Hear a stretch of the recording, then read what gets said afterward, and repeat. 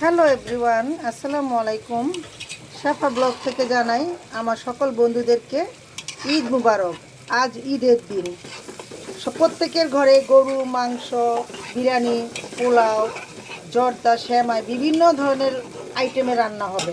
তা আমার মেয়ে আজকে কি করতেছে, এই যে গরু মাংসটা রান্না করতেছে। ও বলল যে ও রান্না করবে, তাই আমি ওকে সহযোগিতা করতেছি। এখন না, পরে দিও।